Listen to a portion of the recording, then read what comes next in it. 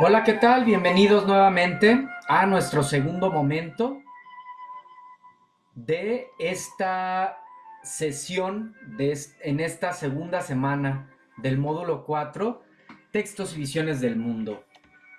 Muy bien, estábamos abordando los mundos ficticios y posibles, esas realidades alternas que nos ofrecen los escritores por medio de sus obras y que, como decía, nos permiten vivir otras realidades a la nuestra. Esto es extraordinario. Entonces, los tipos de mundo son estos que les comparto aquí en esta presentación. Primeramente, por ejemplo, tenemos un mundo realista o cotidiano, tal cual, descripción objetiva de lo que sucede. Es algo realista, trata de reflejar la realidad tal cual sucede. Sigo aquí admitiendo a sus compañeros.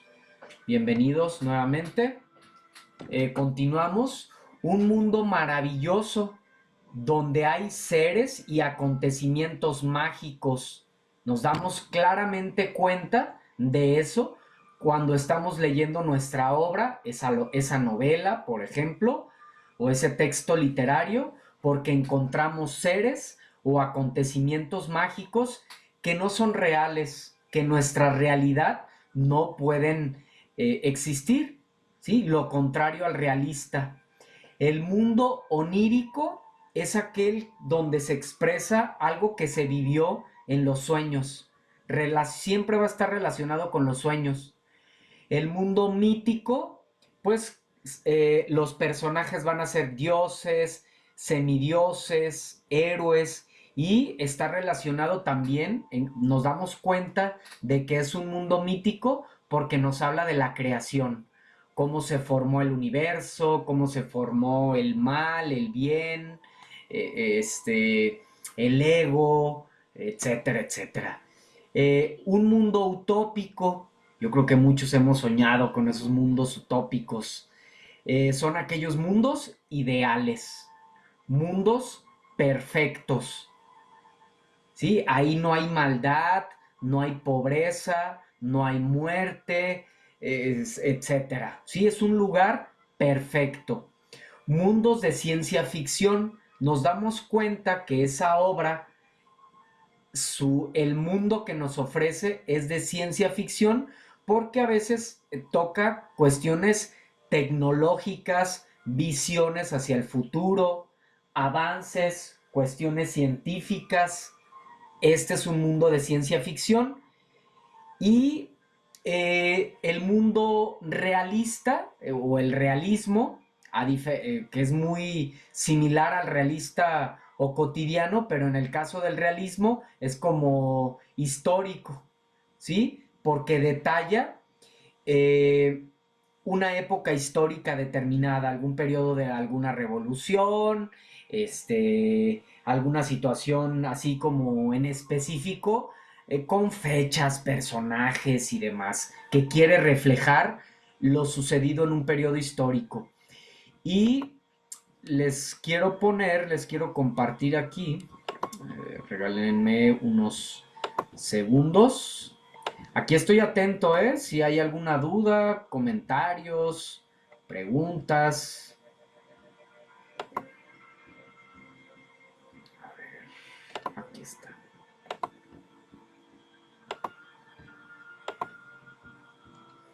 Entonces, ya decíamos, mundos realistas. A ver, sigo aquí dando acceso a sus compañeros. Entiendo como que de repente se lo saca de la sesión y después vuelven a solicitar ingresar. Pero bueno, ya están por aquí. Aquí cualquier situación estoy al pendiente. Entonces, mundo realista refleja tal cual como era ese momento. Por ejemplo, el agua no se veía oculta entre los matorrales y eran estos a lo largo del trigal como una cinta verde que aprisionara su oro.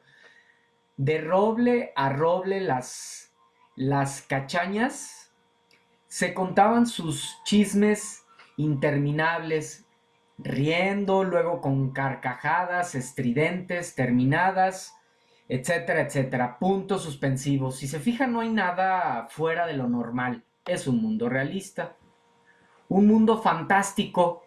¿Cómo nos damos cuenta que es un mundo fantástico? Observen y escuchen. A ver, permítanme. Ahí está. Un joven jardinero persa dice a su príncipe: Sálvame, encontré a la muerte esta mañana. Me hizo un gesto de amenaza. Esta noche, por milagro, quisiera estar en Ispan. El bondadoso príncipe le presta sus caballos. Por la tarde el príncipe encuentra a la muerte y le pregunta: ¿podremos encontrar a la muerte para hacerle una pregunta literalmente? Es algo fantasioso, ¿no? Esta mañana, ¿por qué hiciste a nuestro jardinero un gesto de amenaza? No fue un gesto de amenaza, le responde, sino un gesto de sorpresa, pues lo veía lejos, etcétera, etcétera. Nos damos cuenta que esto es un mundo fantástico, mundo utópico, que son, decíamos, mundos perfectos, ¿verdad? Hace aproximadamente 1900 años reinaba en esta isla un soberano cuya memoria entre todos los reyes adoramos en un mayor grado. No lo hacemos de un modo supersticioso, sino considerándolo como un instrumento divino, aunque era un hombre mortal, se llamaba Salomona, y lo reputábamos como el legislador de nuestra nación. A ver, vamos a ver. Este rey quería encontrar así un fragmento más. Bueno, este rey tenía un gran corazón. Bueno, ahí está, ¿verdad? Este rey tenía un gran corazón. Un inextinguible amor al bien. Ya quisiéramos encontrar esto en nuestros políticos, en nuestros gobernantes. Ahora que veo esta pues, tristeza, ¿no? Esta frustración que se vive en Venezuela.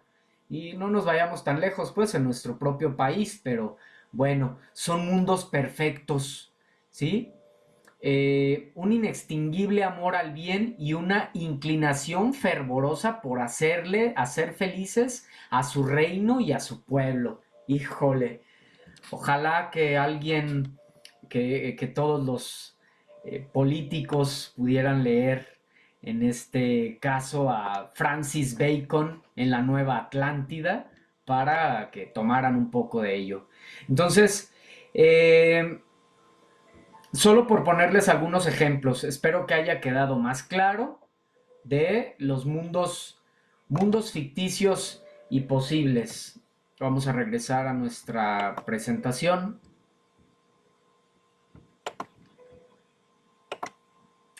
¿Y qué pasa? Si te das cuenta en las actividades de la semana, de hecho todos estos temas que estamos abordando, pues tienen la intención de apoyarte con las actividades y de ampliar tu aprendizaje, tu conocimiento. Si tú encuentras en las obras, por ejemplo, se te pregunta a qué mundo pertenece la obra de Frankenstein, el moderno Prometeo de Mary Shelley y la debutante de Leonora Carrington, tú vas a identificar esos elementos. Incluso ya se nos dice cómo se manifiesta la ciencia ficción. Entonces si nos dice que es ciencia ficción, ¿qué elementos hay ahí en ese texto que lo reflejan? Pues la presencia quizá de una hiena, por ejemplo, la presencia de darle vida a otros, dar vida a través de diferentes cuerpos. De esa manera se puede justificar que se está utilizando ese tipo de mundo, solo por poner ejemplo. A lo mejor tú dirás, no, es un mundo onírico, o es un mundo utópico, o es un mundo, etcétera. Entonces, lo que tendrás que hacer es, pues, justificar, decir cómo es que sucede, cómo se manifiesta ese tipo de mundo. ¿Sale? Muy bien. Continuamos.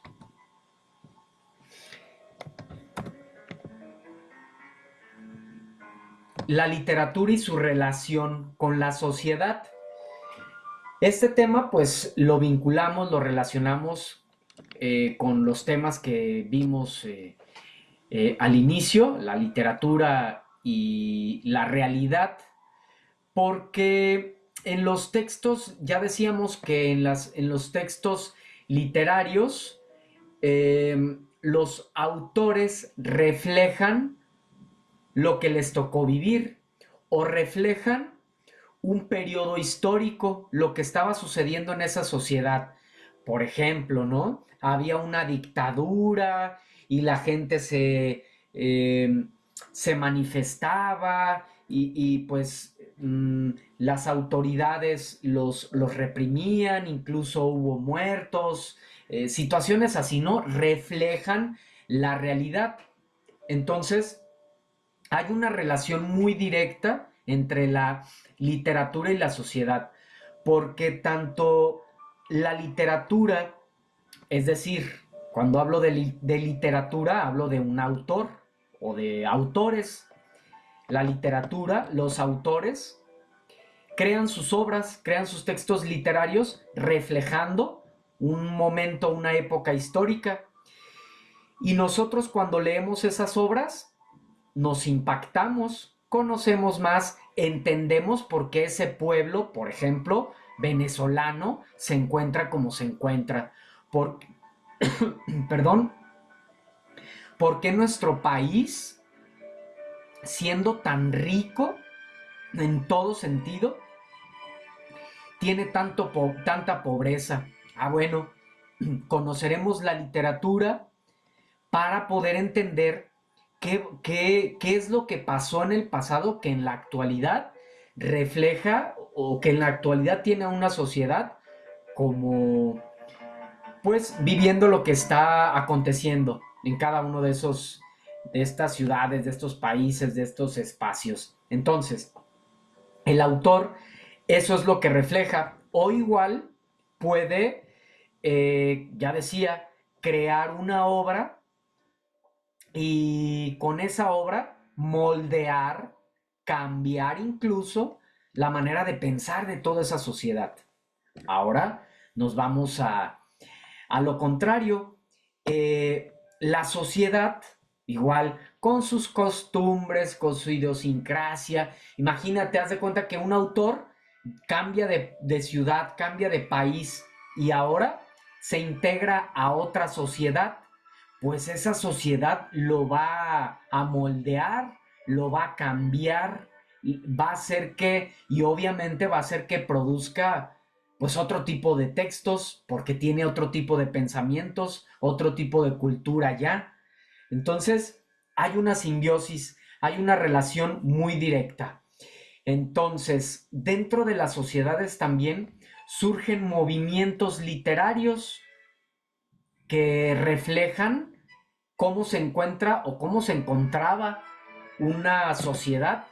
Ya ponía el ejemplo de Venezuela, ¿no? Que puede generar todo un cambio, hay grupos que justo con su poesía, con su arte, tratan de estar de manifestarse, de levantarse, de estar en revolución en contra de esas injusticias y demás. Entonces, definitivamente, para comprender un texto literario, es necesario saber su contexto, dónde fue escrito, en qué país, en qué ciudad, en qué año, qué estaba pasando ahí, qué pasaba ahí, en esa ciudad, en ese país, en esa sociedad, mientras el autor creaba su obra, porque es lo que verdaderamente nos va a ayudar a entender realmente qué es lo que quiso dar a entender el autor, porque Por ejemplo, a diferencia del acto, por eso les decía que es tan enriquecedor que ustedes participen de manera síncrona en estos espacios. Aquí ustedes, si no entienden algo, me preguntan y yo respondo y aclaro dudas y aclaro lo que estoy diciendo. En el caso de un texto literario, ¿es un acto comunicativo también? También es un acto comunicativo, asincrónico, porque quizá el autor ya incluso está muerto, ya no está vivo físicamente, pero estás teniendo ese acto comunicativo con él a través de su obra literaria, ¿verdad? Entonces, ya no tienes al autor o a la autora para preguntarle, oye, ¿a qué te refieres con esto? Inclusive, como estás estudiando un texto literario, estás analizando un texto literario, ¿cuál es su principal característica? Ya veíamos en la semana uno, nos dice la RAE que es el arte que utiliza como medio de expresión una lengua. Es decir, que en la literatura los autores se expresan no de manera clara, como yo estoy hablando en este momento, utilizando un lenguaje denotativo, un lenguaje claro, específico, concreto. En los textos literarios no se expresan de esta manera, utilizan un lenguaje connotativo, un lenguaje artístico. Entonces le sumamos eso. No tengo al autor para preguntarle a qué se refiere. Y además está utilizando un lenguaje que puede significar distintas ideas. Híjole, qué difícil entonces entender cuál es la verdadera intención, cuál es el propósito. Ah, bueno, por eso es que nos adentramos e investigamos el contexto, qué estaba pasando con la obra y también qué estaba pasando con el autor. Les ponía el ejemplo de Miguel Hernández Gilabert en esta obra de Nana de la Cebolla. Es una obra que yo analizo con los estudiantes en el aula presencial, porque a lo mejor lees este poema, esta canción de cuna, y que incluso la puedes escuchar, es una canción y que la canta, eh, ay, no sé si es Auté, me parece que es Auté.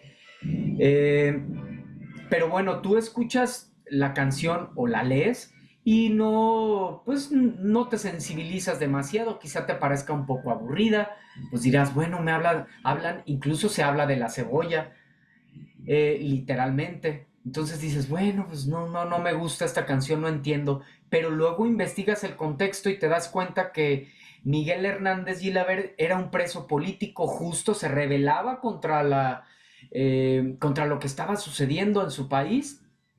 Entonces, pues lo meten a la cárcel, su hijo estaba con meses de nacido y le llega una carta a la cárcel donde él estaba preso, donde su esposa le decía, pues que literalmente solo tenían pan y cebolla para comer, se estaban muriendo de hambre.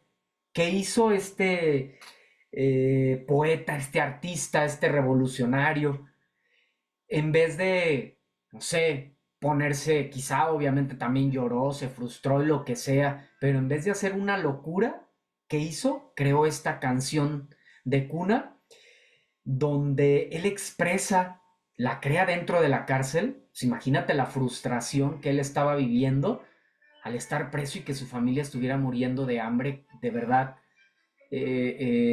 no lo podemos ni siquiera imaginar. Entonces, si no conocemos ese contexto, esa realidad del autor, de la sociedad, lo que estaba pasando, pues difícilmente comprenderemos ese texto. Entonces, a ver, vamos a pasar a la siguiente.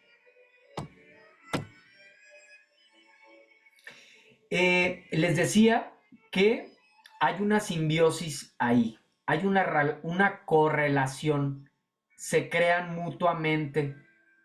¿Cómo? Ya decía, la sociedad, al tener tradiciones, pues el autor crece dentro de la sociedad como un individuo igual que nosotros y obviamente le impacta todo eso que vive dentro de esa sociedad, la cultura, la idiosincrasia, las tradiciones, las situaciones económicas, las situaciones políticas, etcétera. Lo marcan y producen ellos literatura con base en eso que les tocó vivir. Pero también un autor con su imaginación, ya decíamos que son seres muy sensibles, con su imaginación reflejan eh, aquello que está en su creatividad, en su imaginación precisamente, y con ello crean una nueva manera de pensar, tanto que pueden cambiar completamente a las sociedades. Una sola obra literaria, ¿eh? Solo una obra literaria puede cambiar la manera de pensar de miles y millones de personas a lo largo de la historia, a lo largo del tiempo. Es algo extraordinario. Entonces, es como esa vela prendida que nos refleja esta imagen. Entonces, el impacto que tienen los libros o la literatura cuando nosotros las leemos. Yo en lo personal les puedo decir igual que la lectura de textos literarios literalmente me ha cambiado la vida. Situaciones adversas, eh, o cuando no ha habido claridad o falta de, no sé, de pasión, de emoción, de etcétera. Ya saben, todos esos momentos que nos tocan vivir a través de la lectura de un texto literario cambia completamente la percepción, nos potenciamos, nos impulsamos, en fin. Entonces, vean el impacto que tiene entonces la literatura dentro de nuestras sociedades. A ver, regálenme unos segundos, por favor. Son 15, 5. Muy bien. Continuamos con estos tres momentos históricos de la literatura en nuestro país. Hasta aquí vamos a llegar, hasta este tema, que es muy interesante. Entonces, ya hemos hablado de lo que es la literatura, del impacto que tiene la literatura en la sociedad, de los tipos de mundos que encontramos en los textos literarios, en fin. Ahora vamos a hablar de los textos literarios o de la historia de la literatura dentro de nuestro país. Les decía, hay tres momentos muy concretos que debemos de considerar, que debemos de tomar en cuenta. Hasta el 1500 aproximadamente estuvo la época prehispánica, que es desde el origen, desde de las primeras culturas, hasta la llegada de los españoles en 1500 aproximadamente. Entonces, después viene este otro periodo histórico que es, llegan, y bueno, antes de, obviamente, en este periodo, pues claramente, como lo vemos en la imagen, había toda una filosofía, toda una manera de vivir, una manera de pensar, una manera de relacionarse, una manera de concebir la vida, de relacionarse con la naturaleza, en fin, esto es extraordinario, ya lo veremos ahorita cuando profundicemos en ello. Entonces, igualmente, llegan los españoles y pues ¿qué es lo que pasa con la colonia? Pues el término colonizar pues quiere decir que el país o la sociedad que llega a invadir pues aniquila, se apodera de ese territorio. Entonces ahora vamos a encontrar textos que exaltan a esta cultura, ¿verdad? Entonces, claramente, si yo analizo un texto prehispánico, pues lo entiendo desde esa realidad, de eso que estaba, de esas sociedades que existían. Si yo analizo un texto dentro de esta sociedad, igual no me la voy a creer tanto en torno a cómo exaltaban a los reyes, Pues claro, ¿cómo no los van a exaltar si quieren que prevalezca su dominio, quieren que prevalezca su cultura? Claro está, ¿verdad? Y después, desde de los albores del siglo XIX a la fecha, donde, bueno, pues ya viene digamos que una libertad, una incorporación de la literatura en todas partes. Es un instrumento de expresión actualmente. Entonces, vamos a ver un poco más acerca de estos periodos históricos. La literatura prehispánica. ¿Qué entendemos por literatura prehispánica? Pues son obras que fueron realizadas por las culturas autóctonas de nuestro continente, los olmecas, los teotihuacanos, los mayas, los zapotecas, los mixtecas, en fin. ¿Qué características vamos a encontrar en los textos prehispánicos? Fíjense qué interesante. En lo personal, eh, me apasiona mucho el conocimiento de estas culturas prehispánicas. Hay una frase por ahí que me gusta que dice, volver al origen no es retroceder. Volver al origen no es retroceder. ¿Y por qué volver al origen? Porque veo cómo están estas sociedades. Al conocer un poco acerca de la historia de nosotros mismos como humanidad a través de la historia de la literatura, pues nos damos cuenta vivimos en esta realidad y vemos estas realidades y luego conocemos o investigamos un poco acerca de estas grandes culturas milenarias que vivían en armonía con el planeta y dices, bueno, ¿quiénes serían más evolucionados en realidad? ¿Verdad? Cuando aparentemente somos más evolucionados estas culturas contemporáneas, pues a veces deja mucho que desear. Estamos acabando con nuestro planeta, estamos acabando con nuestras sociedades, con el prójimo, con nosotros mismos, con esta cultura del consumismo, del desecho, con las guerras, con el afán de mantenerse en el poder, bueno, las desigualdades, ya lo sabemos, ¿no? Entonces, conocer estas culturas de verdad que es extraordinario. Y podemos entender, porque de hecho en este módulo analizamos textos prehispánicos, por ejemplo, analizamos textos del gran Nezahualcóyotl, este gran poeta. Entonces entendemos su realidad, entendemos a qué se refería, por qué se expresaba en esos textos como se expresaba, por qué más que hablar del amor, hablaban el amor, pero hacia la naturaleza, hacia los dioses, ¿sí? Entonces, vamos a ver, anónima y colectiva, fíjense qué extraordinario, algo impensable en nuestros tiempos. Sus creaciones literarias, poesías, mitos, dramas, carecen de autor. ¿Por qué carecen de autor? Porque no les interesaba dejar constancia de sí mismos, sino de la comunidad. ¡Qué maravilloso! ¿Crees que actualmente alguien quiera crear un texto, una obra literaria, y sin necesidad de un mérito propio? Seguramente no, ¿verdad? Alma, adelante, gracias, te escucho.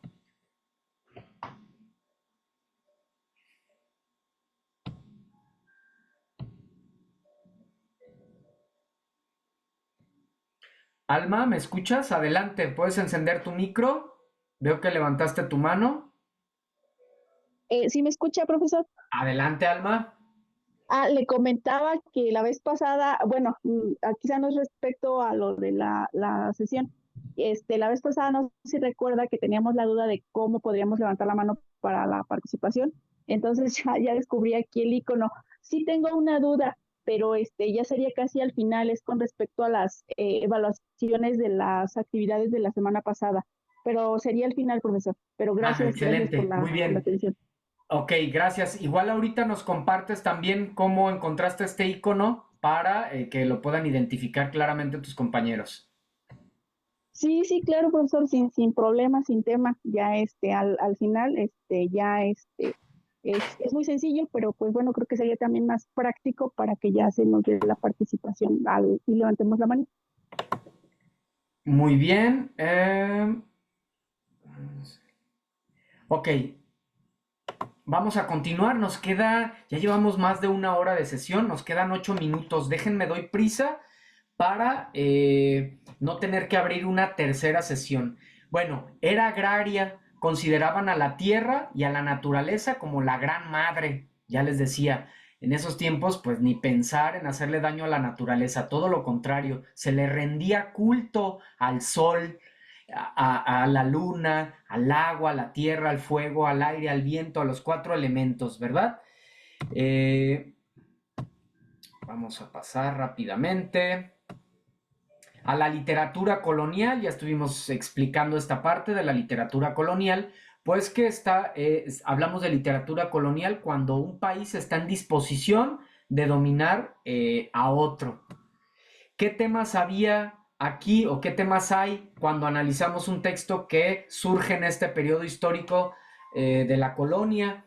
Hay mezcla de temas, amor, religión, filosofía. Acá no va a haber cuestiones de reverencia, de culto, como a los dioses, a la naturaleza, como si son temas de los textos prehispánicos. Acá no. Acá hay Inquisición. Bueno, un tema principalmente es la Inquisición, que es la vigilancia permanente del clero, de la iglesia, ante todo lo que sucede. Tiene que pasar primero por la aprobación del clero para poderse difundir. Si no, no se puede. Por eso, digamos que la literatura laica en este periodo histórico pues fue mucho menos productiva. La lengua, obviamente, pues española por la llegada de los españoles a nuestro continente. La distribución de los textos pues se hace a través de manuscritos, aunque más adelante pues con la llegada de la imprenta pues tiene un impacto, imagínense, extraordinario. Se exaltan a los reyes y a los conquistadores por obvias razones, ya lo dijimos. Se regresa a las estructuras formales como aspectos muy concretos en cuanto a las formas, a las exigencias de las medidas de los versos, de la poesía, los temas a tratar y demás. Y ya en la literatura del siglo XIX, a grandes rasgos la podemos dividir en dos mitades. La primera tiene lugar las revoluciones liberales, el ascenso al poder político de la burguesía. Y en la segunda, la mayoría de las revoluciones liberales han concluido victoriosamente y la economía capitalista se ha establecido definitivamente. Surgen aquí algunos movimientos como el romanticismo, que vamos a ver en la siguiente sesión, vamos a profundizar en ello. El realismo, otro movimiento que vamos a profundizar en la sesión de el viernes. Entonces, el triunfo del liberalismo, la época romántica, se inicia con la restauración de las monarquías absolutas que derrotan a Napoleón en 1815 y acuerdan prestarse auxilio frente a las posibles revoluciones liberales. La cultura romántica vinculada al liberalismo conecta con los movimientos políticos de su tiempo. En cambio, su exaltación del idealismo y su rechazo de la mentalidad capitalista la distancian de las grandes transformaciones de la época. Con esto vamos a llegar al cierre de nuestra sesión. Nos quedan 4 minutos. Hasta aquí nos vamos a quedar para dar oportunidad, ahora sí, a resolver cualquier duda, inquietudes que haya. Adelante. Alma, te escuchamos. Sí, profesor, comentaba que tengo una duda con respecto a las evaluaciones de la semana pasada. Particularmente aún me falta la calificación de una de las actividades calificaciones por entregar. Se te estuvo cortando bastante, como que hay interferencia, Alma, pero te alcancé a ver si respondo a tu duda. Si pueden revisar en la semana 1 el mensaje de bienvenida que les di, ahí les hice una recomendación. Los invito a que revisen en el aula, donde vienen todos los recursos. Hay un recurso que se llama actividades y evaluación. Ahí se van a dar cuenta que las actividades se revisan, se evalúan de acuerdo a su entrega. Entonces, tenemos hasta mañana miércoles para terminar de evaluarlas. Las actividades que se entregan el fin de semana, de viernes a domingo, tenemos hasta el miércoles para evaluarlas y así sucesivamente. Entonces, el límite es el miércoles, hoy miércoles. Entonces, esa es la forma en la que se evalúan de acuerdo al día en que se entregaron. ¿Sí esa era tu duda, Alma?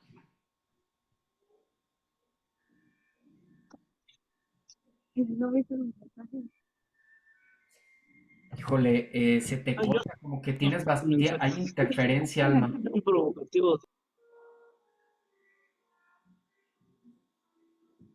A ver, te leo. Sí, bueno, creo que sí hay un poco de interferencia por la lluvia, pero sí esa era parte de la duda, o sea, más que nada porque ya recibí calificación de la actividad y fue así como un poco, vamos, un tanto extraño.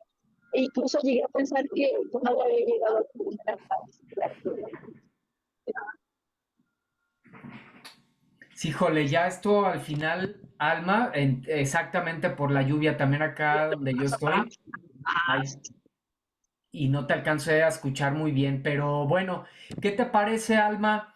Ahorita voy a conectarme a plataforma porque voy a hacer ahí, terminar algunas, pues trabajar ahí en plataforma. Puedo responder cualquier duda por escrito, escríbeme allí a través del chat de la plataforma, puedes escribir a través del foro, cualquier medio por ahí de manera escrita y de esa manera puedo atender cualquier situación para que no quede ninguna duda. Estamos a un minuto de que se corte la sesión. Gracias a todos por acompañarnos. Nos dice nuestra compañera Alma, levantar la mano en el icono de refacciones y ahí se puede levantar su mano. Muchas gracias, Alma. Muchas gracias. Gracias a todos por su participación síncrona en esta sesión. Espero que pues se hayan llevado un nuevo aprendizaje, que se hayan llevado información necesaria, que les haya quedado más claro los temas de la semana. Nos vemos el viernes para continuar. Hasta la próxima. Gracias, Alejandra. Gracias a ti. Gracias a todos. Nos vemos. Cuídense. Pasen buena noche. Descansen. Bonita noche a todos. Bonita noche.